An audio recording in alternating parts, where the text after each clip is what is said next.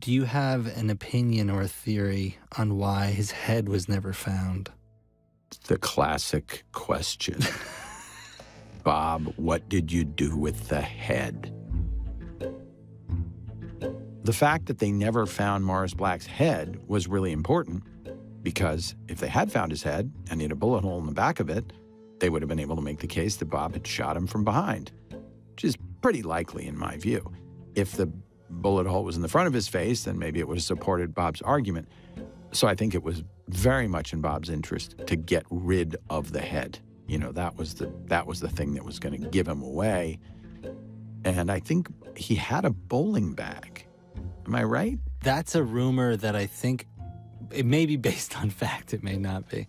It certainly seems like what happened was Bob dumped the bags with the head and then came back the next day and noticed that, like, the bags were washed back up. And the bags were double wrapped. So there was, like, you know, a leg in two bags wrapped around each other. And what they end up finding is all the body parts, no head, and double-bagged, empty bag with slashes in it. It's almost like somebody went and opened it up and took the head out. And I think the theory is that they took the head out, maybe put it in a bowling bag, drove it on the highway in between Galveston and New Orleans and dumped it in the swamp. Yeah, I mean, it's definitely would be a practical solution I would imagine Bob would have, which is, you know, now he got the head, and then he probably would have gone for a drive and then flung the bag out into some swamp and had it eaten by some things.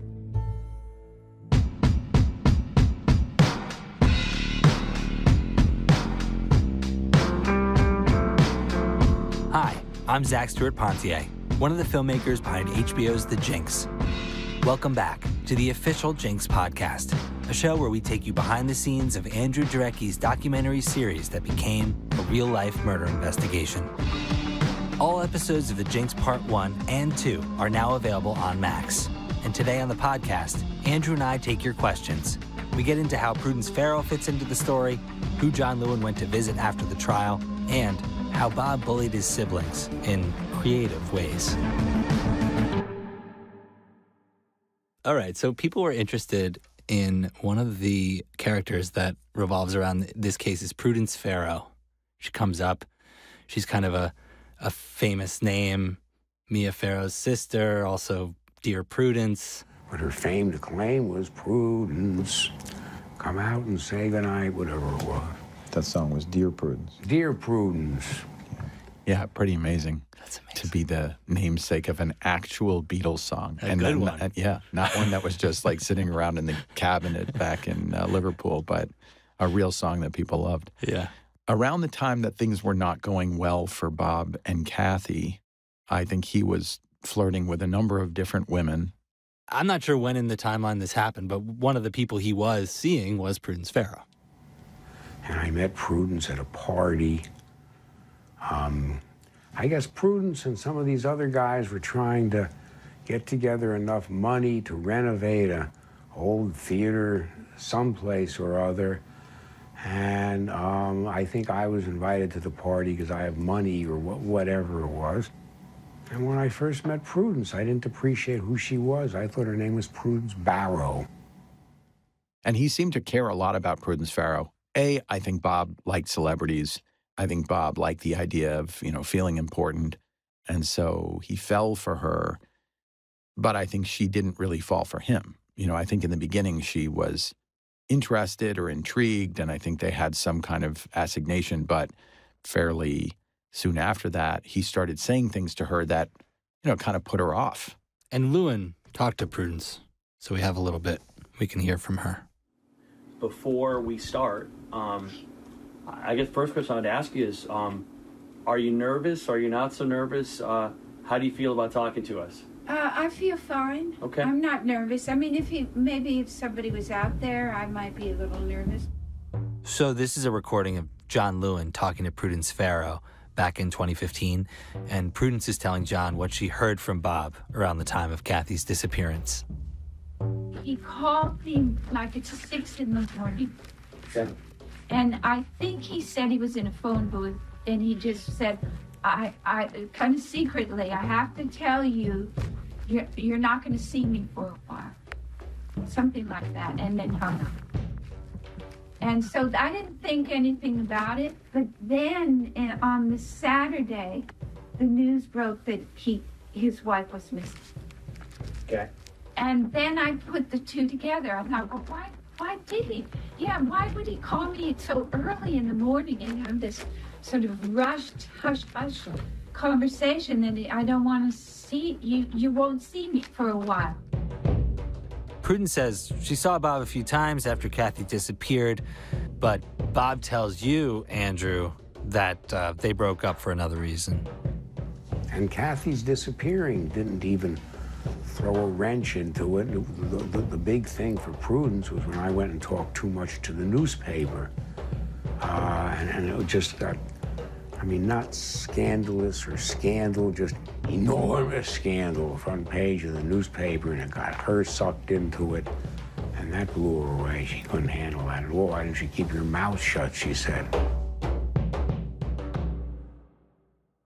Okay, Prudence Farrow, check.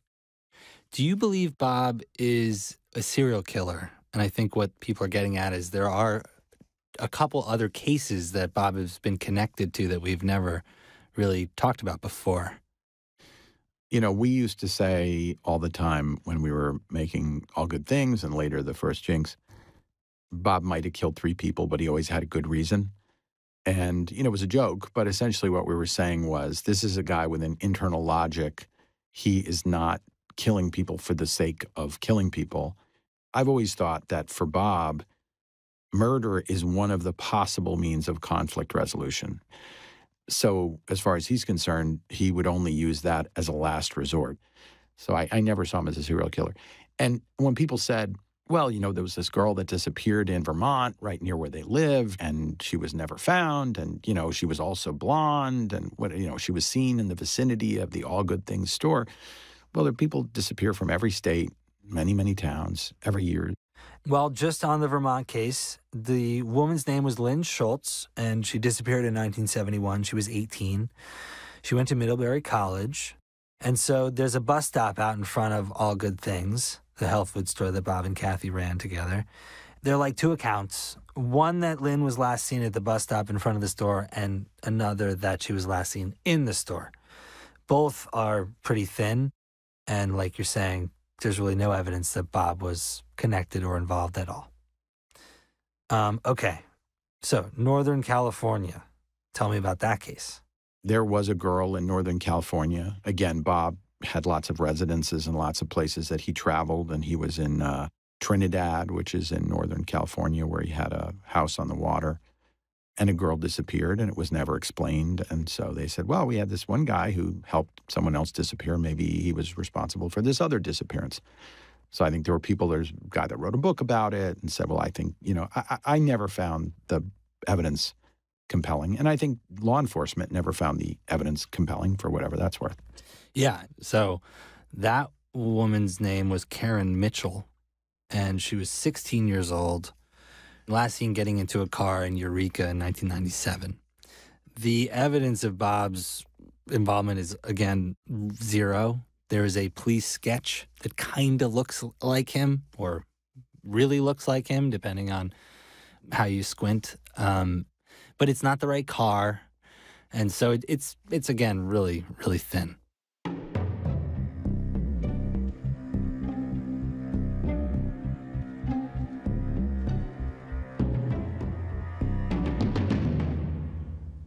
You mentioned Morris Black. There's some, I think it was one of the private investigators down in Texas pieced together at one time that one of the places that Morris Black worked was a watch shop in a Durst building. And perhaps Robert Durst knew Morris Black back when he ran this watch shop. And I believe the inference is that Morris Black may have helped. Would that be the motive, that Morris Black and Bob Durst knew each other back in the 80s, and he was the one who worked in the watch shop but helped Bob get rid of the body?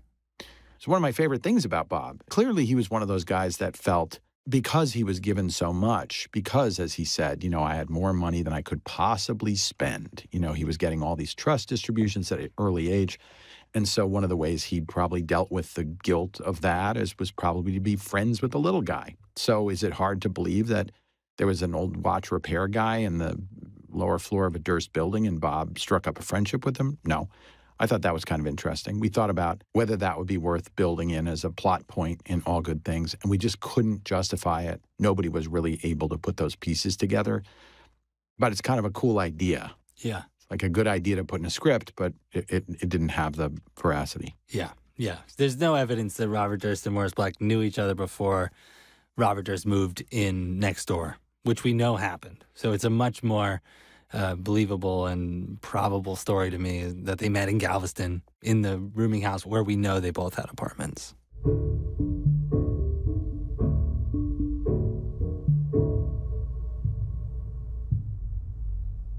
Why wasn't Sarb Kaufman included in this season?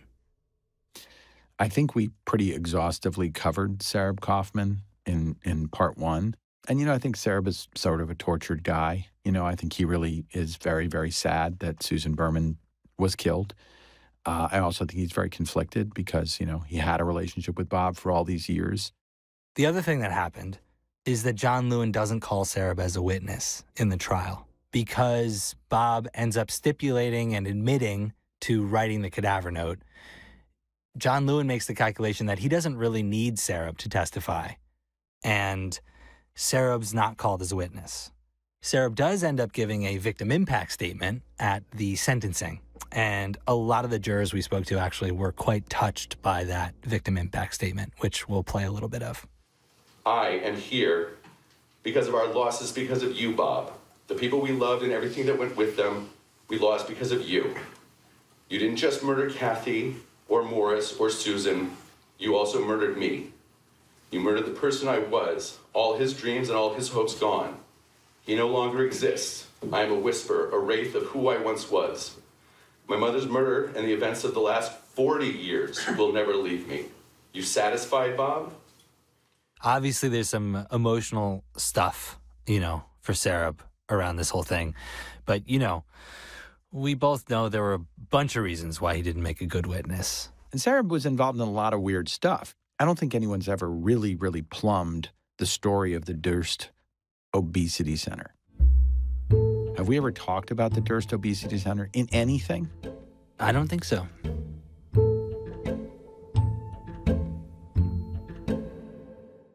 When Bob is in jail in Galveston, he learns that on the witness list for his upcoming trial is the name Thomas Durst. His own brother has volunteered to testify against him. And we know Thomas Durst was going to say, Bob was violent. I think Bob was involved in Kathy's murder. Tom was absolutely abandoning any kind of familial protection of Bob. Eventually, the prosecutors, who kind of just flubbed a number of things in that case, well-meaning prosecutors though they were, in the end, they don't call Thomas Durst as a witness. So for Tom, it was the worst possible outcome, which is to say that he got his courage up, decided to do the right thing and testify against his own brother, and then they didn't even use him, and Bob was acquitted. Wow. Around this time, Bob calls Sarb Kaufman and says, hey, I never would have killed Susan Berman, and I, want you to understand that, and I want us to be friends. And by the way, do you want to come visit me? I could use a visit in prison. And so Sarab goes to the jail, goes there a number of times, and you'd think that what Bob would need is, hey, can you get me some X-Lax, or you can get me a new pair of underwear? That would have been maybe innocuous. But that's not what he asks Sarab to do. He shows Sarab a document which he has carefully written out by hand, one of the strangest documents I've ever seen. It is a flyer, or the bones of a flyer that is going to be an advertising piece for a place called the Durst Obesity Center.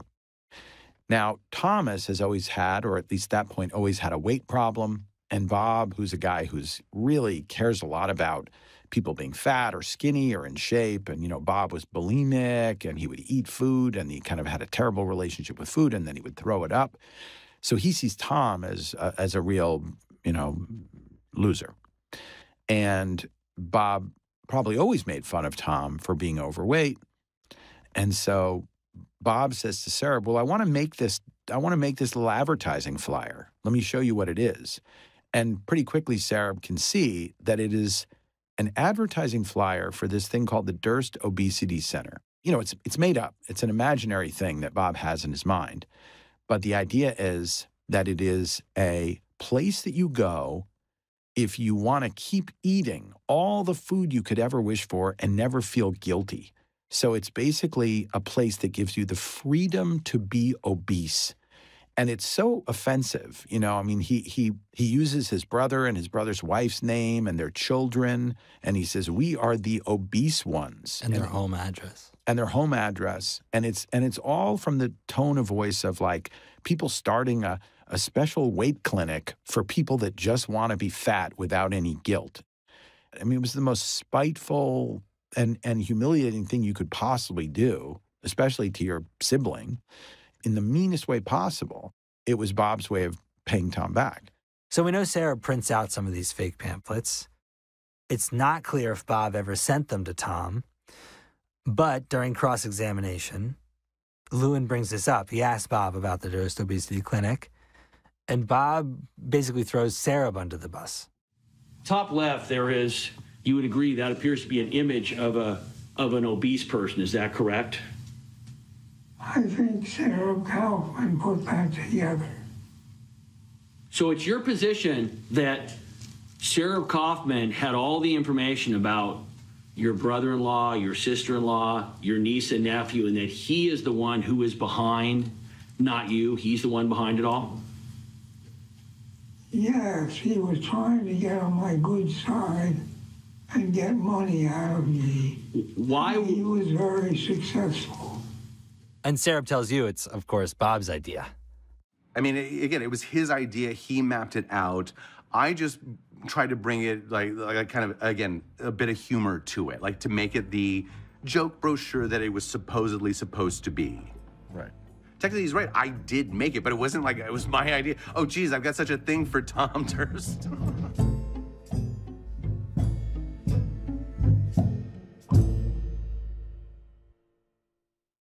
So this next question, a bunch of people have asked us. It's about something that happened after Bob died. At the end of May, news comes out that John Lewin had stayed at Debbie Sheridan's house in the Hamptons. People were shocked. And Debbie's attorney, Alan Abramson, got asked about this during his deposition for the McCormick family lawsuit. Do you recall in Ms. Sheridan's testimony that she stated that Mr. Lewin had stayed in her home in Bridgehampton, New York? Yes. Okay.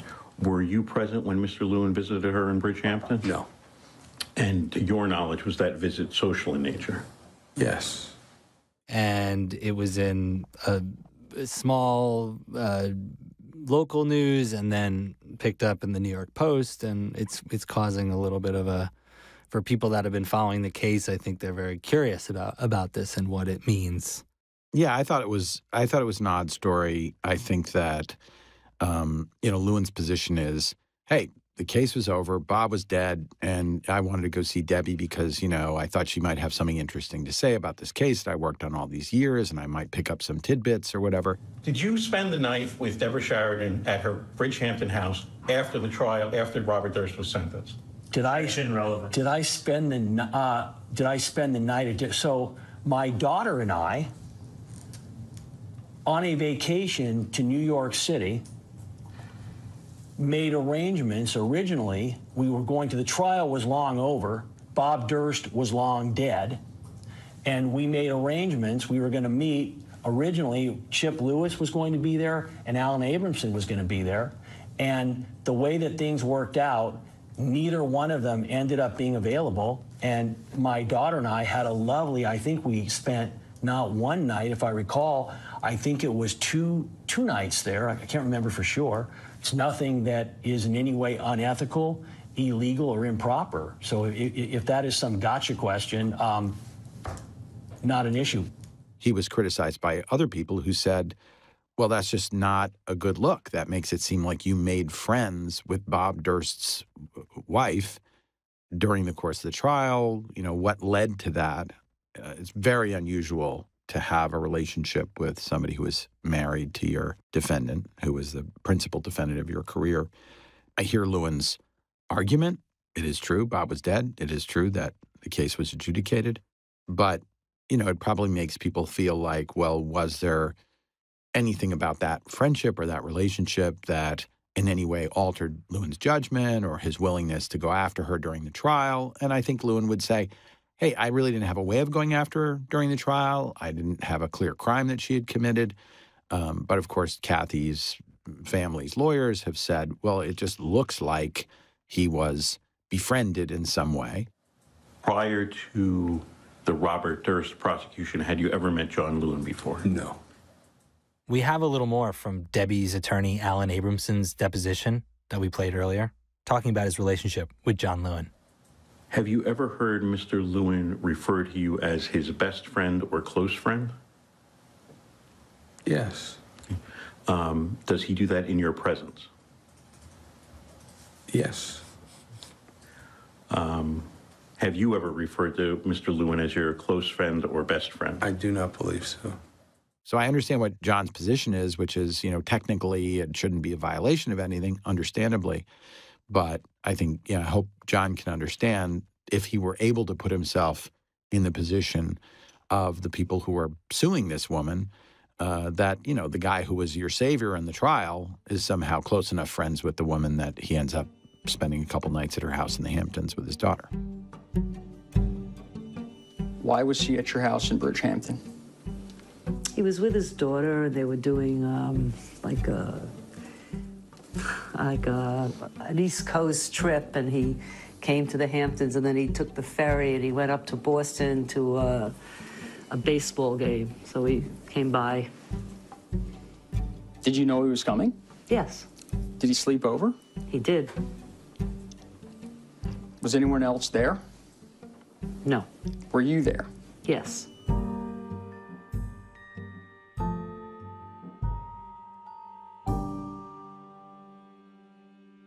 What's the latest in the civil suit? I think as of today, the McCormick attorneys are in full swing trying to attach, connect to the money that's in Bob's estate, and not just Bob's personal estate, but also the trust that Debbie inherited. So I think they're trying to take two positions at the same time. They're trying to intervene in the trust to say, we ought to have access to this money, and we ought to be seen as creditors and people that may potentially get some of this money. So we want to be a part of that. And then separately, they're trying to get her removed as the executor of the estate in Texas, or as they say, the executrix, because she's a woman. And they're hopeful that they can prevail on these two things. I'm pretty sure a judge is going to see their point. What the technicalities are of getting that done, I don't know, but it is hard to believe that in both of those jurisdictions, somebody's going to say, no, don't worry about the McCormicks. I think that lady's entitled to the money. Let her be in charge of it, et cetera.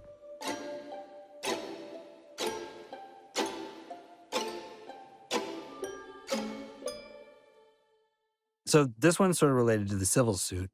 We've touched on it in previous episodes, but people are very curious what you think might have been in the files that Kathy had. So these are the files that she was sort of threatening to make public before her disappearance, maybe in an attempt to get a better divorce settlement. There's a little trick in this part of the story. Clearly, Bob was stealing money from the Durst organization.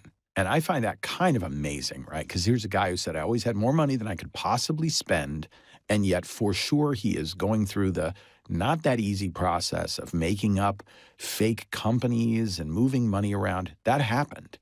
And obviously that was probably infuriating for Douglas, who was going to work every day and taking home a paycheck and trying to advance the needs of the company. And here you have Bob, who's actually undermining the company by just playing little games all over the place. And Kathy knew that Bob was stealing from the company, and Kathy told people that Bob was stealing from the company. So that was one aspect of it.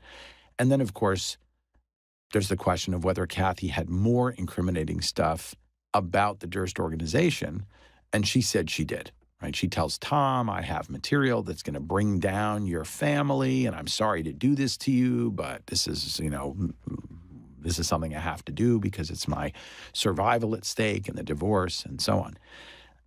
That would imply not that there's some information about Bob having committed some crime against the company, right? That's not going to bring the family down.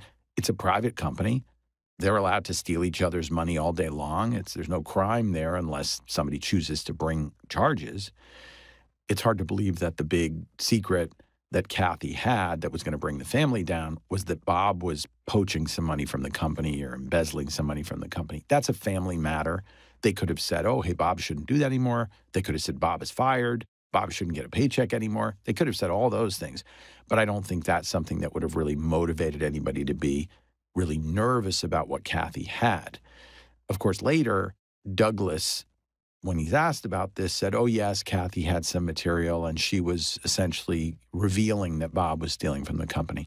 I personally never believed that that was the thing, because it's easy for Douglas to say that because that does not reflect badly on the company. That's just another thing that Bob did that was crazy and wrong. If Kathy had material that would have incriminated the company, for example, hypothetically, let's say she had information that insinuated that the company had not paid taxes properly or that they were taking cash rents and maybe not booking them so that they didn't have to pay the government or whatever. And it's also the kind of thing that would have motivated somebody maybe to make a settlement with her, right? If Bob knew that Kathy had made it known to Seymour and other people that she was going to say really incriminating things about that family and their business, then you could imagine Bob being embarrassed by that, getting really angry. I just never believed that the big secret was that Bob was taking small amounts of money from the company. That just seemed like nothing that anybody would care about except a Durst.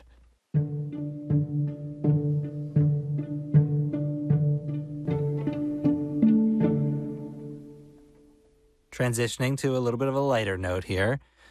Two of the breakout characters from part 2 are the twins, Michael and David Belcher, who Luen memorably calls the Wonder Twins. This is a fun, little piece of their interview that we didn't use, where they tell, kind of a cute story about how much they love Keith Morrison of Dateline. I don't think I had seen all the John Lewin Datelines, but when we started working on the case and we realized, oh my God, what are we getting into? This guy's like world class. We start watching him, and he had a couple with Keith Morrison, and we're just independently Dateline fans, and Keith Morrison's the best host. Sorry, not sorry. And so we said, John, you had a Keith Morrison Dateline. And he says, oh, you like Keith Morrison? And we're like, yeah, every time we're watching it with our mom, and when they say, and now, with today's story, Keith Morrison, we just jump up, we're so stoked it's Keith Morrison. And he says, oh, watch this. So he picks up his phone. And he calls him Keith Morrison. And so Keith Morrison, answers the phone in the most Keith Morrison way. He says, John Lewin, the man, prosecuting, the scion of a real estate fortune. It was something like that, it was like, and it was like, oh my God. I just want to ask one question, which is, where should I send the fan mail? I was squealing. I couldn't even get the words out. The thing about the twins in the show is that they're the most unexpected kind of pleasure, right? This is such a dark and unforgiving story of people doing bad things to other people. And and by the way, a lot of old people doing bad things to other old people. That's an alternative title. Remember, we considered old people doing bad things to other old people. It seemed long. Yeah, it's a little long. But, but it's sort of like it's a little bit of, it's a hard story to wade through without feeling a little down about it. And then along come these two guys who are not hard-bitten prosecutors, ex-cigar smokers or whatever. These guys are really fresh to it. They are thrilled that they get tapped to be part of this team. And they're such a pleasure to watch because everything that we've experienced, but, we're jaded now. Like, we've listened to the phone calls 1,000 times. We kind of know where they're going, and we say, all right, well, is that the right phone call? We got to use that here or there, and these guys are absolutely thrilled to be taking in all this new information. They just brought a different kind of energy to the whole experience. And, since that time, they've grown up a bit as lawyers. So Michael is still in the district attorney's office and doing a great, great job, and really considered, as Luen says, one of the best young attorneys we have. And Davey, he works at a civil law firm, but this summer he's volunteering for the prosecutor's office, so he's getting some prosecutorial experience. And both twins recently won trials. And they wanted to say that dreams really do come true.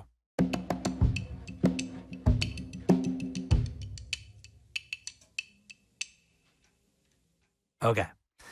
Would you do a season 3? And if so, what would you continue to follow?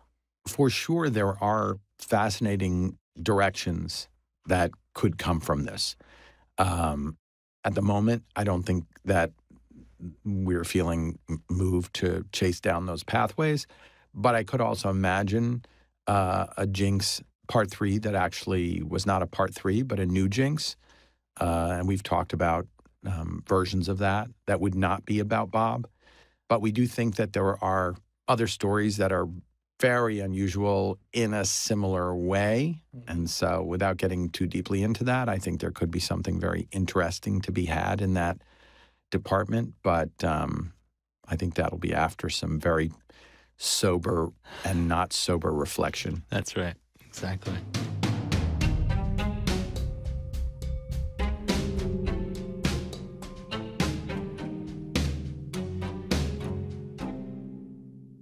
Do you have anything you want to add that I forgot to ask you that you're like, oh my gosh, I can't believe he didn't ask me that question? I mean, we've never really talked about who's our favorite character in the entire 12 episodes and all good things. I mean, how is it not Bob, right? I mean, yeah, I guess our Bob, favorite, not Bob our character? favorite non-Bob character. Who is your FNBC? FNBC. I would say my favorite non-Bob character in part 2 is definitely Nick Chabon. Yeah. This is a guy who started out absolutely committed to a position that he and Bob were a two-man brotherhood, and they didn't have that same moral problem with murder and murderers. He was a naughty guy who saw himself as this like punk rock, iconoclastic grouch, and he just didn't want to have any pleasantries, and he just wanted to be straight and honest about everything and talk about sex and bawdy songs and all that stuff. But in the course of his life, he ignores a lot of humanity and ignores a lot of what was going on with Bob. Now, we know that he's a human being and a deep human being, and we know that he obviously is a great dad and had a child who had challenges and really committed himself to helping that child and to being a part of his kids' lives. And so in a way, he was kind of faking being a tough guy. Right. So that always endeared him to me. The other thing that I think nobody's really pointed out in any of the stuff that's been written or people talking about it is that incredible similarity between what happens in the final episode of part 1 when Bob is actually having a physical reaction, when the guilt and the recognition of what he did and the murders starts bubbling up to the surface, when Bob is forced to look at the cadaver note and look at the envelope and realize that the jig is up, he has this physiological set of convulsions. There's this burping and all this crazy face rubbing, and you really see like the turmoil inside Bob. So I can see the conclusion the cops would draw, or the writing exemplar person would conclude they were both written by the same person. And then you don't see anything like that until you get to the last episode of part 2. And the person who's feeling the guilt and feeling all that bubbling up in him is Nick. And that's when Nick says, I'm nervously yawning. I don't know why. You're what? Nervously yawning. Well, this is like, emotional territory. I guess it is. I always thought I was not susceptible to emotions. and you see he's doing this hiccuping and yawning and rubbing his face and opening his mouth and kind of gasping for air. And it's the closest thing I've ever seen. If these were two different films, if part one and part two were completely different films made by completely different filmmakers in different corners of the world, some critic would say, did you ever notice how in this film this guy has this bubbling up confessional, and in this other film there's a very similar moment where he's obviously taking responsibility and having a breakdown?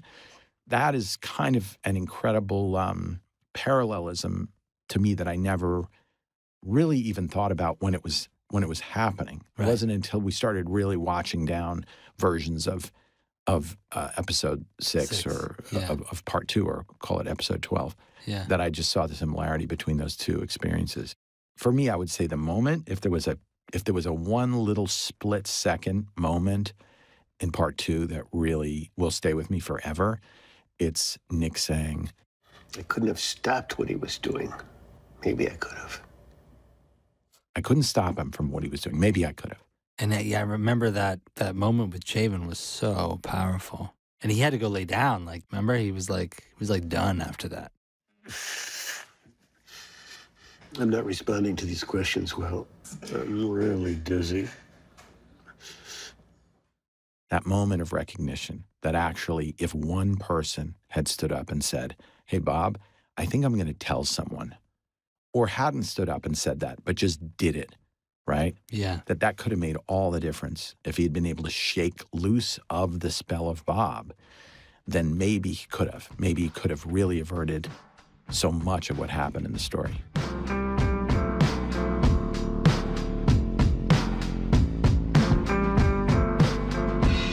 Next time on the official Jinx podcast, we break down some of the recreations we filmed for part 2 and talk to the people who made it all happen.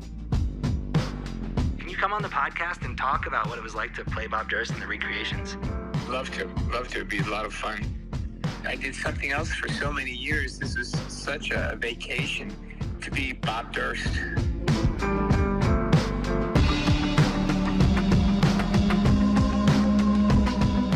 The official Jinx podcast is hosted by me, Zach Stewart Pontier. It's produced by ZSP Media and Hit the Ground Running Films with HBO. Both parts of the Jinx are available now on Max. This episode was produced by Ethan Oberman. The rest of our team is Laura Newcomb, Ramoy Phillip, and Naomi Bronner. The supervising producer is Liz Stiles. Mixing and engineering by Zach Schmidt. It was recorded by Brett Tubin at Relic Room in New York City. Music by the Mondo Boys, Wes Dylan Thornton, and John Cusiak. Additional music courtesy of HBO. The executive producers are Andrew Drecke and me. Special thanks to Michael Gluckstadt, Ali Cohen, Aaron Kelly, and Savon Slater at HBO Podcasts. And the fabulous Jinx team, Sam Neve, Kyle Martin, Richard Hankin, Charlotte Kaufman, Susan Lazarus, Annabelle White, Pedro Vital, Jesse Herman, Michele Zabarfian, and Nako Narder. And thanks to Ro Dillon, George Vogel, Charlie Wessler, Nancy Drecke, and Emily Wiedemann. And you made it all the way through the credits.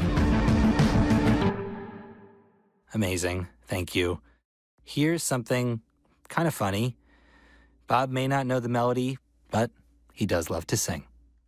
I keep thinking of you and singing the song.